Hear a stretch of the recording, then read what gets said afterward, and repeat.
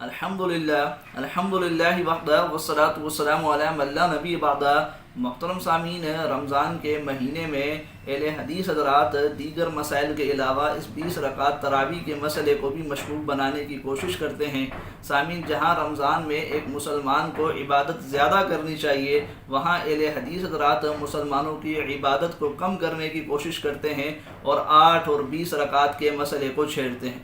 سامعین، 20 رکعت تراویح کے ثبوت پر ہماری ویڈیوز آپ کو ہمارے یوٹیوب چینل پر مل جائیں گی۔ آج میں آپ کے سامنے 2 باتیں رکھوں گا اہل حدیث حضرات کے گھر سے۔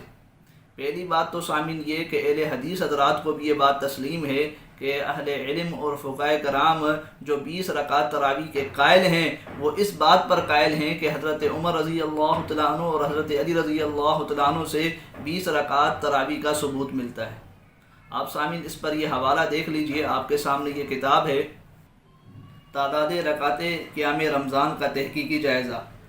یہ اہل حدیث عالم ہیں حافظ زبیر علی زئی صاحب، جن کو یہ اپنا محدث العصر بھی کہتے ہیں۔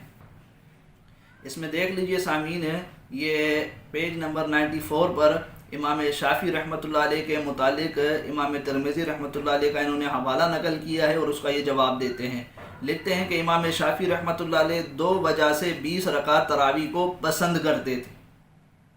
امام شافعی رحمۃ اللہ علیہ 2 وجہ سے 20 رکعت تراویح کو پسند کرتے تھے۔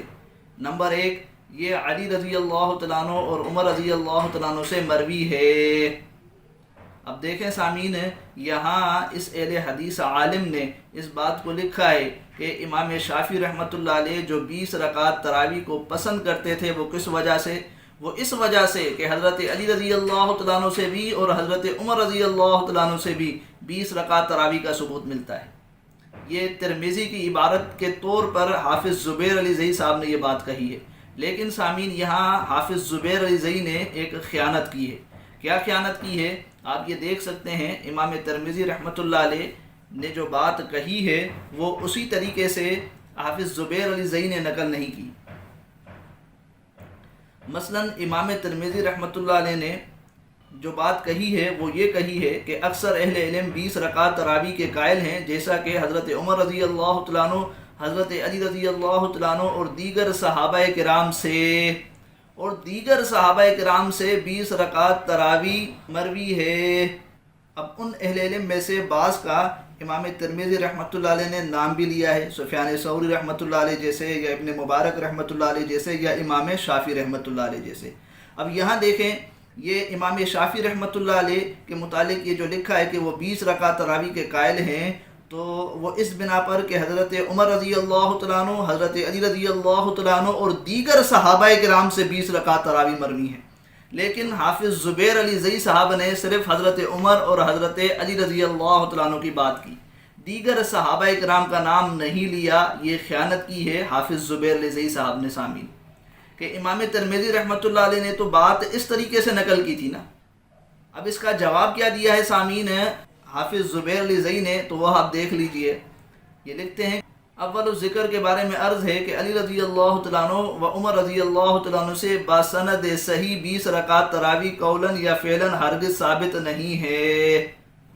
تو دیکھ لیجئے سامعین، حافظ زبیر علی زئی صاحب اہل حدیث مولوی، اہل حدیث عالم کیا لکھ رہے ہیں، ان کے محدث العصر اور ان کے محقق العصر کیا لکھ رہے ہیں کہ جی حضرت عمر رضی اللہ تعالیٰ عنہ سے اور حضرت علی رضی اللہ تعالیٰ عنہ سے تو 20 رکعت تراویح کا ثبوت بسند صحیح ثابت نہیں۔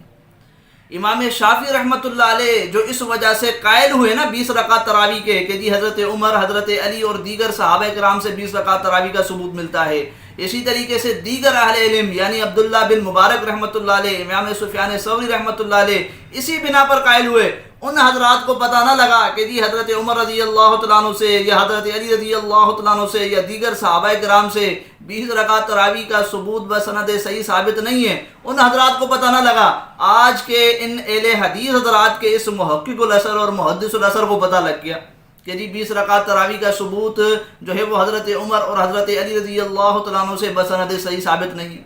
آپ اندازہ لگائیں سامعین کہ آج کے اہل حدیث حضرات اپنے علم کا مقابلہ کس سے کر رہے ہیں؟ امام شافعی رحمۃ اللہ علیہ سے، امام سفیان ثوری رحمۃ اللہ علیہ سے، عبداللہ بن مبارک رحمۃ اللہ علیہ سے، کہ ان کو تو پتہ نہ لگ سکا لیکن ان حضرات کو پتہ لگ گیا۔ یہ حضرات ان سے علم میں آگے بڑھ گئے۔ تو ایک حوالہ سامعین کہ خود اہل حدیث حضرات کو یہ بات تسلیم ہے کہ اہل علم جو 20 رکعت تراویح کے قائل ہیں وہ اسی بنا پر قائل ہیں کہ حضرت عمر رضی اللہ تعالیٰ عنہ سے، حضرت علی رضی اللہ تعالیٰ عنہ سے اور دیگر صحابہ کرام سے 20 رکعت تراویح کا ثبوت ملتا ہے۔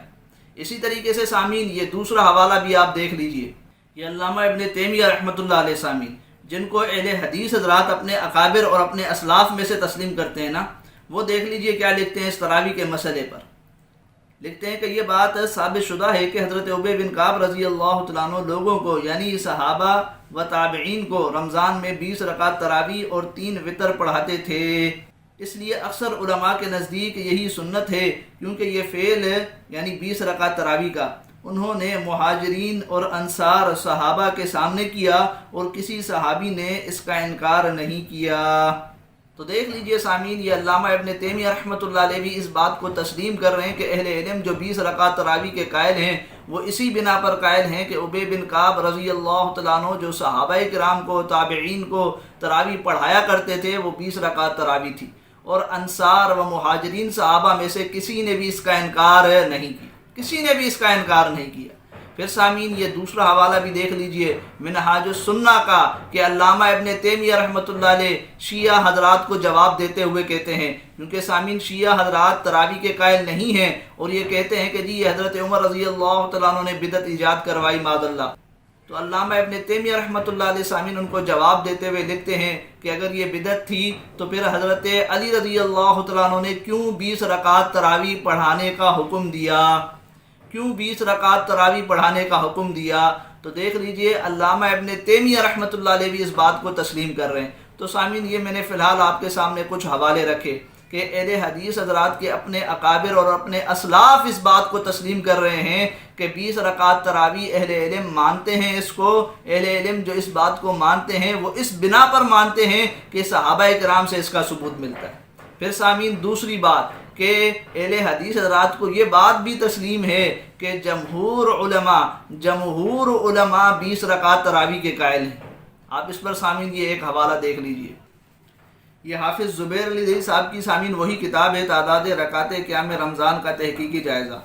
یہ اس کا پیج نمبر ہے 83۔ اس پر یہ لکھتے ہیں کہ ابن عبد البر رحمۃ اللہ علیہ نے اگرچہ 20 رکعات کا عدد اختیار کیا ہے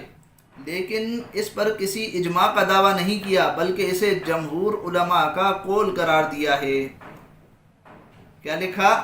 کہ علامہ ابن عبد البر رحمۃ اللہ علیہ نے جو 20 رکعت تراویح کا عدد اختیار کیا ہے وہ کس بنا پر؟ کہ جمہور علماء 20 رکعت تراویح کے قائل ہیں، جمہور علماء 20 رکعت تراویح کے قائل ہیں۔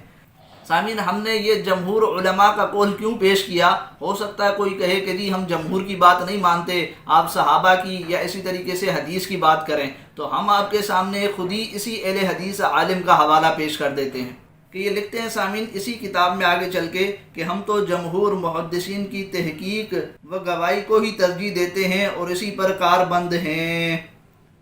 دوبارہ سن لیجئے سامعین کہ ہم تو جمہور محدثین کی تحقیق و گواہی کو ہی ترجیح دیتے ہیں اور اسی پر کاربند ہیں۔ تو دیکھ لیجئے سامعین ان کے اپنے عالم لکھ رہے ہیں کہ جی ہم تو جمہور علماء و محدثین کی تحقیق و گواہی کو کیا کرتے ہیں؟ ترجیح دیتے ہیں،